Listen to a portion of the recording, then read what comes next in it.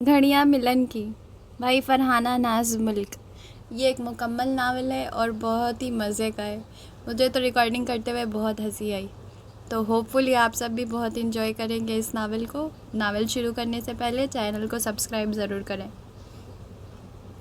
ایک تو گرمی نے ناس مارا ہوا تھا، اوپر سے ان سب کی نہ ختم ہونے والی شاپنگ، چل چل کے عرصہ کے تلوے بھی جلنے لگے تھے، اور سونے پہ سہاگا اس شہر کا جانا مانا یہ زنانہ بازار، جس کی گلیاں تھی یا پیٹ کی چھوٹے آنتے، گنجلک اور بے اند، کہیں کسی گلی کا خاتمہ ہی نہیں ہو رہا تھا۔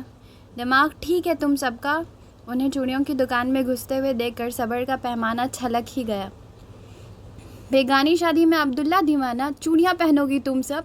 جگہ اور ہجوم کا لحاظ کیے بغیر وہ حلق پھاڑ کر دہاڑی۔ نہ تو زری بیگانی ہے اور نہ ہم میں سے کوئی عبداللہ، چلو تم بھی۔ سحر نے اسے بھی اندر گھسیٹ لیا۔ بڑی سی دکان تھی، مگر خواتین کا رش اتنا کہ ایک تنگ پڑ رہی تھی۔ اس کا دم گھٹنے لگا۔ لگتا ہے سارا شہر نکل آیا ہے چوڑیاں پہننے۔ چوڑیاں پہنانے والے 10-15 مردوں کے سامنے رکھی لکڑی کی چھوٹی بینچیں اور چوکیاں، سب پر قبضہ تھا۔ اب ہر کوئی تمہاری طرح مردہ دل تو نہیں ہو سکتا۔ نویرہ تو تھی ہی شوقین مزاج۔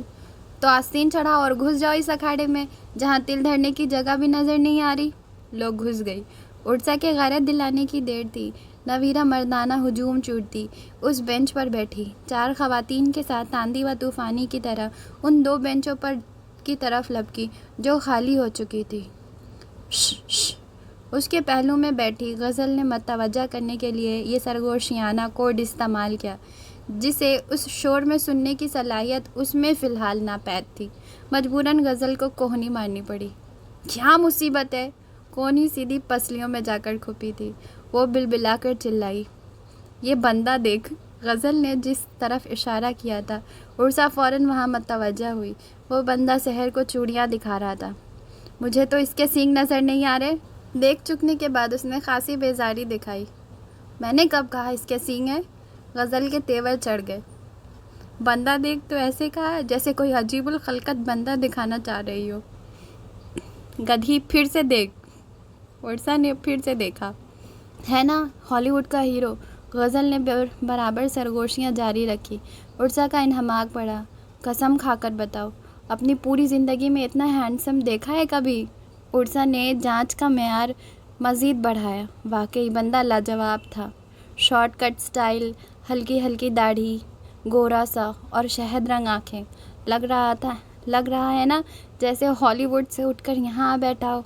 دماغ خراب ہے نا اس کا، جو ہالی ووڈ کو لات مار کر یہاں چوڑیاں پہنانے آ بیٹھے گا۔ کوئی مجبوری ہوگی۔ اچھا، مجبور تو لگ نہیں رہا، کپڑے بھی قیمتی لگ رہے ہیں، اور شکل تو… عرصہ نے اس بار کانوں میں حقیقتاً انگلیاں ٹھوس لیں۔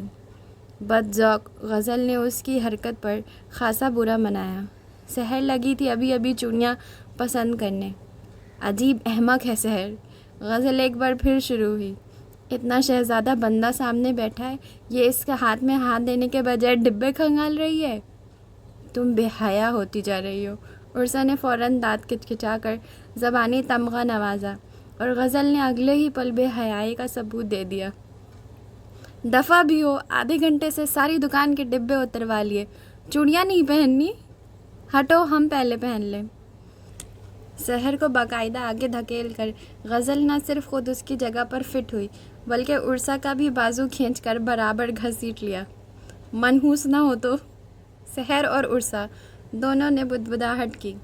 یہ والی ٹھیک ہے۔ یہاں وہاں کچھ اور دیکھے بنا غزل نے ایک ڈبہ معید کی نظر کے سامنے لہرایا، تو وہ تابیداری سے چوڑیاں تھامنے لگا۔ ہاتھ دکھائیں اپنا، ناپ کا اندازہ کرنا ہے۔ معید کی فرمائش خالص پیشے کا تقاضا تھی۔ عرصہ نے آنکھیں پھاڑ لی۔ غزل نے پھٹی آنکھوں کو دیکھنا تک گوارا نہ کیا اور جھٹ ہاتھ آگے کر دیا، اور قبل اس کے کہ معید ہاتھ پکڑ کر ناپ کا اندازہ کرتا، غزل کی پیٹ پہ دھموکا پڑا۔ اس کا ڈھانچہ ہل گیا۔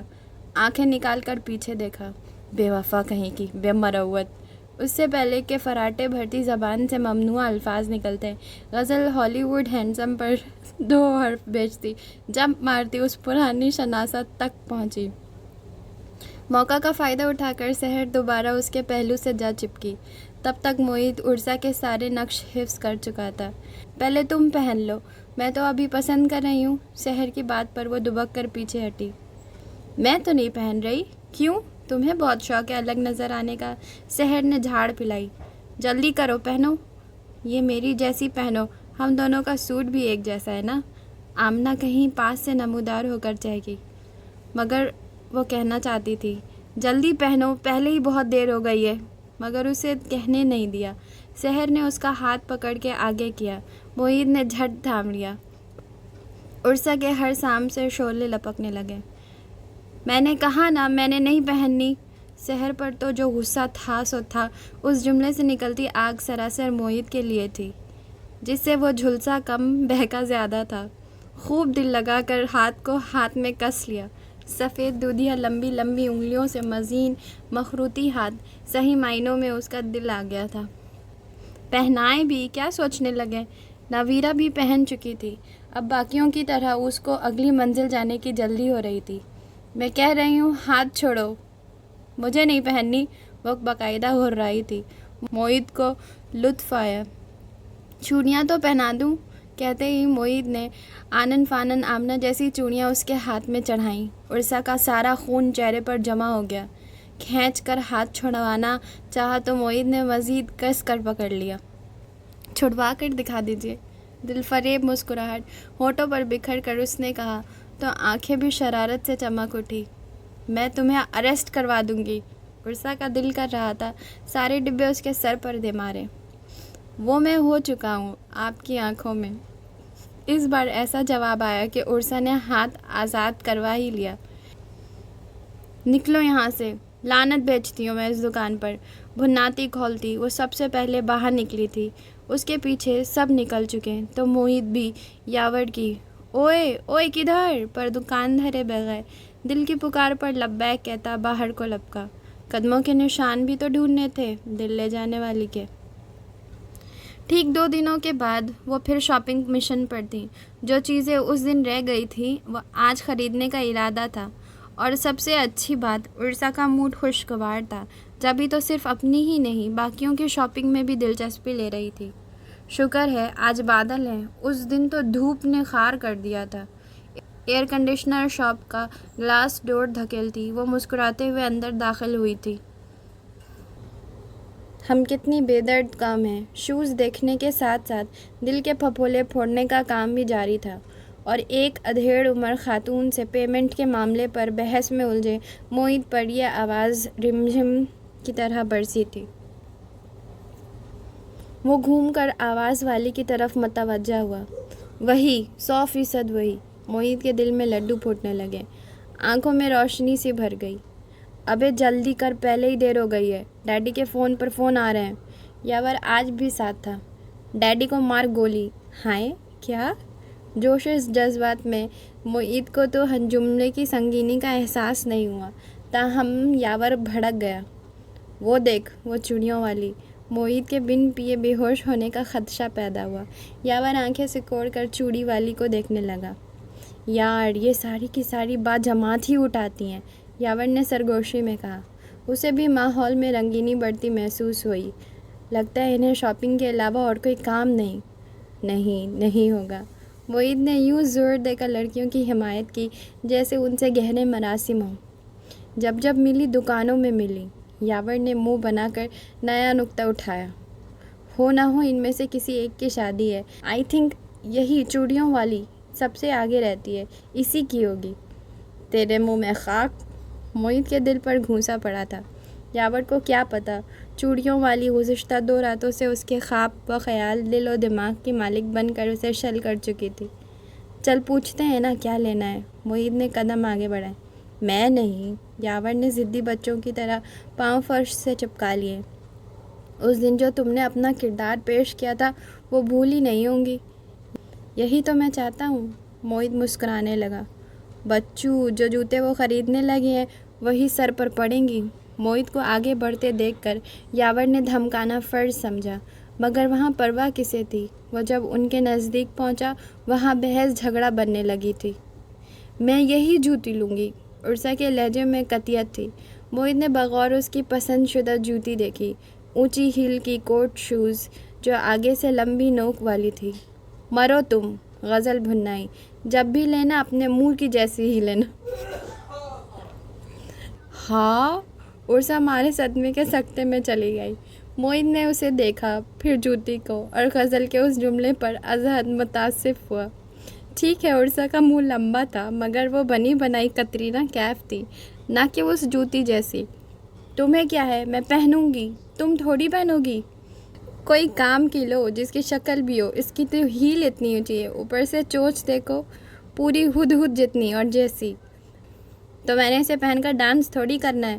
دو بدو جنگ جاری تھی، عروج پر بھی پہنچ جاتی اگر معید وہی جوتی نکال کر سامنے نہ رکھ دیتا۔ پہن کر دیکھ لیں، اس نے تعظیماً کہا تھا۔ تم! غزل کی بات پر پہلے ہی دماغ بھرا ہوا تھا، معید کو دیکھ کر تو الٹ ہی گیا۔ جی، معید نے تعظیم نہیں چھوڑی۔ ارے اپالو! باقیوں میں کھلبلی مچ گئی۔ اس دن تم چوڑیاں پہنا رہے تھے، آج جوتے؟ نویرہ کو اس کی موجودگی ہضم نہیں ہو رہی تھی۔ جی بس، عاجزی کا عالم ہی اور تھا۔ اوپر نگاہ دوڑا کے جملے کا اختتام کیا۔ اللہ کا کرم ہے۔ اللہ کا کرم ہے یا تم ہماری بو سونگھتے پھر رہے ہو؟ عرصہ کو زہر لگ رہا تھا وہ۔ دیکھیں، یہ زیادتی ہے، میں کوئی کتا ہوں؟ معید نے منہ پھلا لیا۔ یاور کی دبی دبی ہنسی قریب ہی سے گونجی تھی، یعنی وہ بھی ان تتلیوں کے بحث سے فیض یاب ہو چکا تھا۔ آپ دل کو دل سے راہ ہونا کہہ سکتی ہیں، کیوں دماغ ٹھیک ہے تمہارا؟ آپ ہر بات میں دماغ تک کیوں پہنچ جاتی ہیں؟ معید کے سوال میں سنجیدگی تھی۔ دل تک بھی پہنچ جایا کریں۔ یہ صرف سوچنے پر اکتفا کیا، کیونکہ اس کے اپنے دماغ کا پرابلم ہے۔ سحر نے مسکرا کر اطلاع پہنچائی۔ عرصہ نے آؤ دیکھا نہ تاؤ ہاتھ جوڑا تھا۔ مجھے جوتے نہیں لینے۔ وہ واپسی کے لیے تیار تھی۔ ہمیشہ تم رنگ میں بھنگ ڈالتی ہو۔ نویرہ، غزل دونوں کے موڈ آف ہو گئے۔ وہ کہہ بھی سچ رہی تھی۔ عرصہ کے ہونٹ بھیج گئے اور ناچار جوتے خریدنے پر راضی ہو گئی۔ جو اسے پسند آئے وہ بڑے نکلے، دوسرا نمبر اس کے نمبر سے چھوٹا تھا، مجبوراً اس سے مزید دیکھنے پڑے۔ اور معید جس جانفشانی سے اس کے پیروں کے لیے جوتے نکال نکال کر رکھ رہا تھا، اگر شیرازی پیلس کا کوئی فرد ادھر آ ٹپکتا تو بے ہوش ہی ہو جاتا۔ ابھی یاور بے ہوش ہونے کے چکر میں تھا۔ زری کے مایوں میں جتنی رونق تھی، اس سے کئی زیادہ گرمی، اور گرمی سے عرصہ کی جانی دشمنی تھی۔ آج کی تقریب کی مناسبت سے اس نے زرد اور سبز امتزاج کی کرتی اور لہنگا پہن رکھا تھا، شولڈر کٹ بالوں میں بے حد خوبصورت پراندہ، کانوں میں آویزیں، ہلکی لپسٹک۔ اگر سب کزنز کے ساتھ ممی کا بھی خوف نہ ہوتا تو وہ سب کچھ اتار آتی۔ شادی کرنے کا تمہیں اتنا چاو چڑھا تھا، رک نہیں سکتی تھی، اتنی گرمی ہے، مہمان پگھل جائیں گے۔ مایوں کے سوٹ میں پیلی بہار بنی زری نے دانت نکوس ڈالے اس کے منہ بسورنے پر۔ کیوں کہتی؟ اللہ اللہ کر کے تو ہو رہی تھی، 3 بار ڈھیلے ہو چکی ہے۔ زری کی خوشی اس کے ہر انداز سے ظاہر تھی۔ مجھے کوئی سونے ہیرے میں بھی تول کر لے جانا چاہے، میں پھر بھی گرمی میں شادی نہیں کروں گی۔ عرصہ اپنا یہ ارادہ وقتاً فوقتاً نشر کرتی۔ مقصد ممی کے کانوں تک لے جانا تھا، کیونکہ اتھارٹی وہی تھی۔ گرمی کو بھول کر دیکھا جاتا تو مایوں کا فنکشن خوشیوں بھرا تھا۔ یوں تو کالج میں وہ کزنز ہی آپس میں دوستی تھی، گروپ اتنا بڑا تھا کہ کسی اور کو دوست بنانے کی ضرورت محسوس ہوئی نہ گنجائش تھی، مگر زری اسکولنگ لیول سے ہی اس گروپ کا حصہ تھی۔ وہ بالکل ویسی تھی جیسے وہ تھی۔ دیکھنے والے اسے ان کی کزن ہی سمجھتے ہیں، اور سب اس سے بتاتی بھی اپنی کزنز ہی تھی۔ زری کا رشتہ 5 سال پہلے طے ہو چکا تھا اپنے کسی دور دراز کزن کے ساتھ۔ کئی رکاوٹوں کے بعد شادی ہونا قرار پائی تو ان سب کی خوشی زری سے دگنی ہو گئی۔ یوں محسوس ہو رہا تھا جیسے ان کے اپنے گھر کی شادی ہو، سب کے گھر والے بھی پورے اہتمام کے ساتھ شریک تھے۔ وہ ساری کزنز تھوڑے سے رد و بدل کے ساتھ ایک ہی قسم کا ڈریس پہنے ہوئی تھی، اور اس کے علاوہ کوئی بھی اپنے ڈریس کے ہاتھوں تنگ نہیں ہو رہی تھی۔ اس کی وجہ یہ تھی کہ اس قسم کا لباس پہلی مرتبہ پہنا تھا۔ اس کے ممی ڈیڈی 2 سال پہلے ناروے سے پاکستان کے اس چھوٹے سے شہر میں مستقل طور پر شفٹ ہوئے تھے، کیونکہ دادا ابو یہیں آباد تھے اور ڈیڈی کے باقی بہن بھائی بھی۔ عرصہ کی تربیت ان خطوط پر ہوئی تھی کہ اسے یہاں آنے اور رہنے پر قطعی اعتراض نہ ہوا، مگر بہرحال اکثر باتوں پر وہ ناک بھوں بھی چڑھاتی رہتی۔ جیسا کہ اس وقت وہ بے حال ہو رہی تھی۔ دولہا والے بھی آ چکے تھے۔ خیر سے زری کی فیملی پاکستان طول و عرض میں پھیلی ہوئی تھی۔ مایوں کی اس تقریب میں باہر کے لوگ خال خال نظر آ رہے تھے۔ زری کی مما اکثر کو تو پکڑ پکڑ کر ان سے ملوا چکی تھی۔ یہ میری فلاں کزن، یہ میری ممانی کی جیٹھانی، یہ میرے خالوں کے فلاں سالے کے مسز۔ ان سب کو اندازہ ہو گیا تھا ایک قسم کی جنجال پورا ہے یہ۔ مایوں کی رسم کے دوران دل کھول کر ہلا گلا ہوا۔ وہ خواہ اکتائی شکل بنائی زری کے سجے سجائے جھولے سے دور ایک طرف بیٹھی رہی۔ مٹھائی کے دل دادا زری نے منہ پھاڑ پھاڑ کر مٹھائی کھائی اور شاید واحد دلہن تھی جو مسکرا مسکرا کر رس گلے وصول کر رہی تھی۔ اب گھر نہ چلیں؟ نویرا بھی شاید تھک چکی تھی۔ اس کے قریب آ کر بیٹھی تو اس نے تھکے لہجے میں کہا۔ کیوں؟ نویرا نے فوراً تیوری چڑھائی۔ کیوں کا کیا مطلب؟ اتنی رات ہو رہی ہے، مجھے تو جمائیاں آ رہی ہیں۔ اسے واقعی نیند آ رہی تھی۔ مگر ہم تو یہاں رہیں گے۔ نویرا اسی وجہ سے مطمئن تھی۔ سوال ہی پیدا نہیں ہوتا۔ یہاں رہو، مجھے اپنے بستر کے بغیر۔ بھاگو، اٹھو۔ عرسا کی بات مکمل ہونے سے پہلے ہی نویرا چیخ مار کر سر پر بھاگی۔ عرسا نافہم انداز میں کبھی نویرا کو دیکھتی اور کبھی ارد گرد کیوں بھاگی جب اچانک آمنہ نے اپنے اپٹن میں لتھڑے ہوئے ہاتھ آ کر اس کے منہ پر مل دیے اور وہ ساکت بیٹھی رہی۔ اب لگ رہی ہو مایوں کی تقریب کی مرکزی کردار۔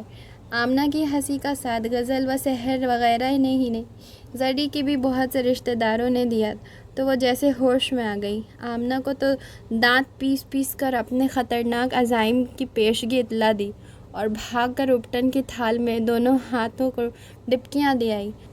مگر آمنہ حفاظتی زون میں چلی گئی۔ وہ بھی اندھا دھند اسی سمت بھاگی، برآمدہ، پھر لاؤنج اور اس کے بعد سامنے سے آتے معید کے باہوں میں اپٹن لگے ہاتھ معید کے سفید کرتے پر نقش و نگاری کر گئے۔ مگر پرواہ کسے تھی؟ وہ تو آسمانی تحفے کی طرح اسے سنبھالے ایک ٹک دیکھے جا رہا تھا جس کی سج دھج آج اس کو کیا سے کیا بنا گئی تھی۔ تمیز نہیں ہے آپ کو؟ پہلی بار وہ اس درجہ گھبرائی۔ معید سے دور ہٹ کر خجالت سے بولی تو معید کو ہنسی آ گئی۔ ایک تو چوری، اوپر سے سینہ چوری۔ یہ جملہ اس نے دل چرانے کے الزام میں اس گمبھیرتا سے کہا کہ عرسا کو نظر چرانی پڑی۔ اور پھر معید نے کرتے کا حشر دیکھا۔ الٹا چور کوتوال کو ڈانٹے۔ کرتا واقعی قابل دید ہو گیا تھا۔ آپ میرے راستے میں آ رہے تھے، بے شک قصور اس کا تھا، مگر خوشی خوشی تسلیم کیوں کر لیتی؟ آپ میرے راستے میں آ رہی تھی؟ معید نے بھی ٹھوس لہجہ اختیار کیا۔ جی نہیں، آپ پھر مان لینا۔ مبہم مسکراہٹ سے جا کر وہ بڑی عاجزی سے بولا۔ کیا؟ وہ بے ساختہ حیران ہوئی۔ ہم دونوں کے راستے ایک ہیں، جو اپنائیت، نرمی اور وارفتگی معید کے اس جملے میں تھی، بنا کسی واسطے کے عرسا کے دل کو چھو گئی۔ Shut up! حتی المقدار لہجے کو سخت بنایا، مگر آواز کی لرزش بے قابو رہی۔ معید کی روشن مسکراتی پیغام دیتی نگاہیں برداشت سے باہر ہوئی تو وہ الٹے قدموں بھاگتی اور دروازے تک پہنچتے پہنچتے لہنگے میں ایسی اٹکی کہ وہیں دھڑام ہو گئی۔ معید نے پوری کوشش سے ہنسی دبائی تھی۔ اب کہہ دیجئے، یہ بھی میرا قصور ہے۔ وہ اپنا پاؤں ٹٹول رہی تھی۔ معید کے جتلانے پر ڈبڈبائی آنکھوں سے اسے دیکھا تو معید کی دنیا ہی ڈول گئی۔ حسن اشک بار ہو کر اندر باہر تک دوبالا ہو گیا تھا۔ لائیں مجھے دکھائیں، کچھ زیادہ نزدیک مت آئیں، وہ بپھڑ کر چیخی۔ معید بے بسی سے تھم گیا، پھر کسی بہادری کے ساتھ وہ پاؤں کا درد بہلائے معید کے سامنے سے اٹھ کر گئی۔ معید اندازہ لگا سکتا تھا، صرف اس کو دکھانے کی خاطر یہ ہمت اور وقار قائم رکھا عرسا نے، ورنہ پاؤں کی حالت خراب تھی۔ دیکھو، زری کے دماغ میں کچھ سما ہی نہیں رہا تھا۔ گہری سانس لے کر خود کو نئے سرے سے تازہ دم کرتا وہ پھر سے آہستہ آہستہ کہنے لگا۔ عام سی ہے، لیکن جب سب میں کھڑی ہوتی ہے تو سب سے خاص لگتی ہے۔ یہ کیا بات ہوئی؟ زری نے منہ بنایا۔ یہ تو میں اپنے بارے میں بھی کہہ سکتی ہوں کہ عام سی ہوں، مگر سب کے بیچ خاص ہی لگتی ہوں۔ معید ہوا نکلے غبارے کی طرح ہو گیا۔ یہ تو تم کہہ رہی ہو نا، تمہارے میاں کہیں تب مانیں گے۔ یاور بھی دوست کی مدد کے لیے ہی وہیں موجود تھا۔ یوں بھی جوائنٹ فیملی سسٹم تھی۔ یاور اس کے چچا کا بیٹا تھا اور سب ایک ساتھ رہتے تھے۔ زری رشتے میں معید کی دور کی خالہ ہوتی تھی اور شادی کے بعد آج اپنے میاں کے ساتھ ان کے گھر دعوت کھانے آئی تو موقع مفید جان کر معید اس سے عرسا کی حسب نسب کی بابت پوچھنے لگا۔ کیونکہ وہ اس کی شادی پر آئی تو یقیناً زری واقف ہوگی، مگر زری ایسی کن ذہن کی ایک بھی کلیو نہیں سمجھ پا رہی تھی۔ کوئی نام تو ہوگا اس کا، یقیناً ہوگا، مگر مجھے نہیں پتا۔ معید زچ سا ہو گیا۔ شاباش ہے بھانجے، اسے کہتے ہیں اندھا عشق۔ زری نے تمسخر اڑایا۔ تو تم کس لیے ہو؟ ہیلپ کرو نا۔ یاور کو دوست کی بے بسی پر ترس آ رہا تھا۔ دیکھو، وہ جب ہنستی ہے تو بھی ریڈ ہو جاتی ہے اور جب غصے میں ہوتی ہے تو بھی۔ اچھا آگے۔ زری اب پوری انوالومنٹ سے متوجہ تھی۔ غصے میں زیادہ پیاری لگتی ہے۔ انداز ایسا تھا جیسے وہ سامنے کھڑی ہو۔ اس کے علاوہ زری پر جھنجھلاہٹ سوار ہوئی۔ فارنر لگتی ہے۔ اس رات لہنگے میں جھگڑ کر چل رہی تھی جیسے کبھی نہ پہنا ہو۔ اب زری کی الجھن کچھ اور بڑھی۔ ذہن میں ایک تشبیہ سے جھلک دکھائی دی۔ پاؤں بھی مڑ گیا تھا اس کا۔ مجھے لگتا ہے اس کے بعد وہ تمہاری شادی میں بھی نہیں آئی، زخمی ہو گئی تھی شاید۔ عرسا! زری نے بلا آخر چہک کر چھت ہلا ڈالی۔ معید ہونکوں کی طرح اسے دیکھنے لگا۔ وہ مارا، زری پہنچ گئی منزل تک۔ یاور یوں لمبا ہو کر لیٹ گیا جیسے کام بن گیا۔ عرسا ہی ہے میری دوست، کترینہ کیف ہم بولتے ہیں اس کو۔ زری کا جوش دیکھنے والا تھا۔ نہیں، اس سے پیاری ہے۔ معید ہلکا پھلکا ہو گیا۔ اب اتنی بھی نہیں ہے۔ زری کی آنکھوں میں شرارت تھی۔ میرے بھانجے، تم نے تو میرا جی خوش کر دیا۔ ابھی آپا کو بتاتی ہوں۔ معید کے روکنے تک اس کی مما کو بتانے کے لیے وہ باہر جا چکی تھی۔ معید بے چارگی سے یاور کو دیکھ کر رہ گیا۔ مبارک ہو۔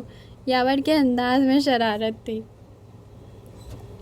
معید کو ایسی شرم آئی کہ اسے چھپانے کے لیے یاور پر کشن برسا دیے۔ وہ ہنس کر کیچ کرتا رہا۔ ایسا آسمان سے اترا ہوا رشتہ ہے نا؟ عرسا کے آنسو خشک ہونے کا نام ہی نہیں لے رہے تھے۔ کوئی کہہ سکتا ہے میرے ماں باپ 24 سال یورپ میں رہ کر آئے، اکلوتی بیٹی کا رشتہ کرنے میں کنزرویٹو نیرو مائنڈ ہونے کا پروف دیا ہے۔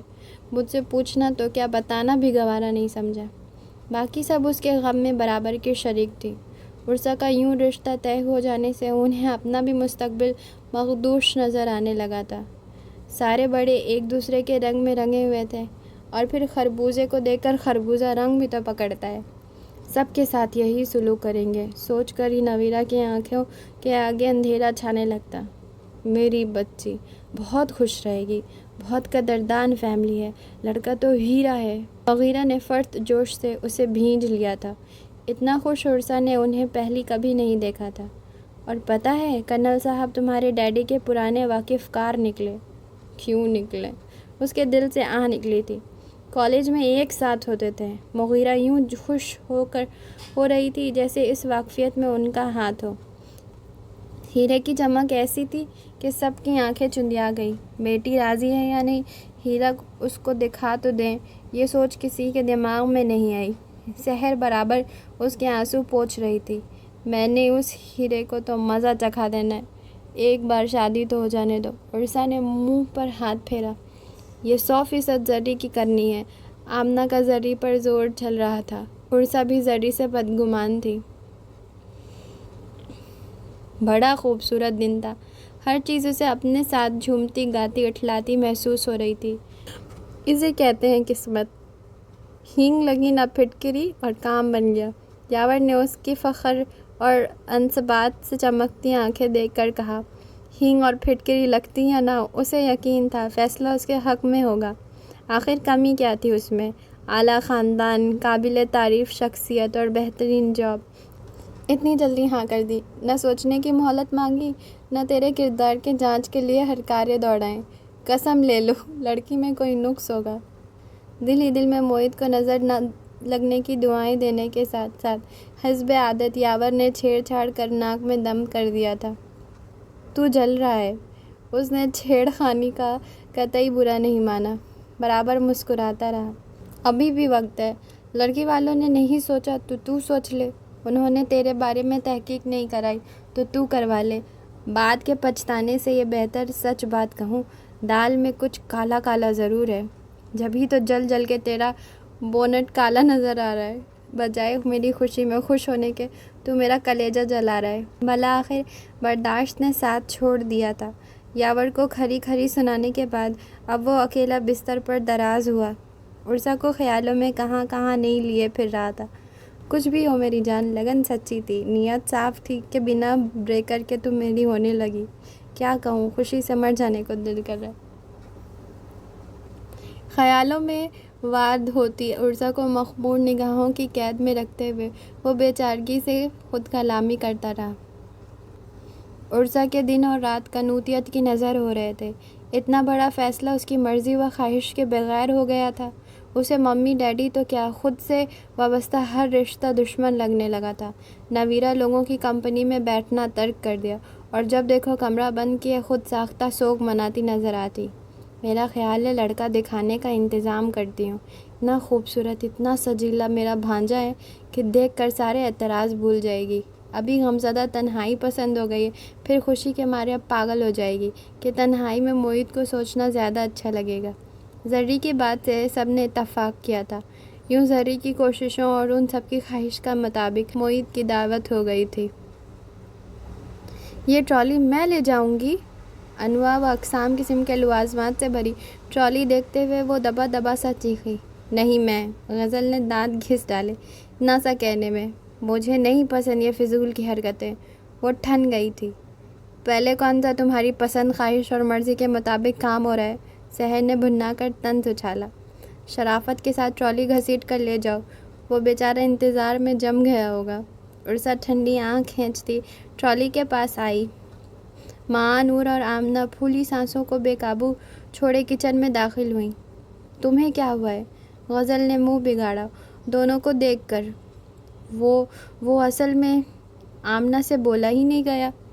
ہم دیکھ آئے۔ نویرہ کے پورے 32 دانت باہر نمائش کر رہے تھے۔ عمران خان کو؟ غزل نے مسخرے پن سے کہا۔ نہیں گدھی، وہ تھوڑی آئے ہوئے بر دیکھوے کے لیے۔ آمنہ نے ماتھا پیٹا۔ پھر عرصہ کا موڈ پہلے ہی آف تھا۔ غزل اور آمنہ کا جوش دیکھ کر مزید موڈ خراب ہو گیا۔ جو آئے بیٹھے ہیں انہیں دیکھ آئے۔ سانسیں قابو میں آ گئیں تو عرصہ کو دیکھ کر آنکھیں مٹکاتے ہوئے آمنہ کا لہجہ زو معنے تھا۔ کیا مصیبت ہے، میں جا رہی ہوں۔ شدید اشتعال زدہ سی وہ ٹرالی گھسیٹتی باہر چلی گئی۔ پیچھے وہ سب کلانچیں مارتی لپکی۔ ڈرائنگ روم میں گھر کی ساری بزرگ خواتین کے ساتھ ساتھ چھوٹے چچا بھی موہت کی کمپنی کے لیے موجود تھے۔ موہت کی بھٹکتی نظریں دروازے کو گلے لگا کر انتہائی پسماردہ سی پھر چچا پر جا پڑتی۔ چھوٹے چچا کو یقیناً سوچ سمجھ کر بٹھایا گیا تھا۔ گزشتہ 1 گھنٹے سے صرف وہ بول رہے تھے اور بس وہی بول رہے تھے۔ موہت کو رہ رہ کر خود سے ہمدردی محسوس ہو رہی تھی۔ یہیں بیٹھے بیٹھے اس نے مستقبل میں چھوٹے چچا سے بیر باندھنے کا فیصلہ کر لیا تھا۔ چچا کی مشرق سے ہو کر مغرب تک کو چھوتی لایعنی باتیں، ان کی بیوی کے بلند قہقہے اور حسینہ عالم کی آمد میں تاخیر۔ آیا وہ شہزادہ چارلس بن کر تھا اور اب بالکل قابل رحم، بے بس اور گونگے دولہے کی مشق کرنے جیسا ہو بیٹھا تھا۔ معاد دروازے پر دبی دبی ہنسی کی گونج ابھری تو وہ پھر سے ہوشیار باش ہو بیٹھا۔ اگلے پل وہ سامنے تھے۔ موہت کے چہرے پر مسکراہٹ تھی اور اس کے ماتھے پر تیوری۔ یہ شاید اس کی شناختی علامت ہے۔ ماتھے کے بل دیکھ کر موہت نے خوب لطف لے کر سوچا تھا، جبکہ وہ اس پر نظر پڑتے ہی پتھرائی کھڑی تھی۔ آؤ عرصہ۔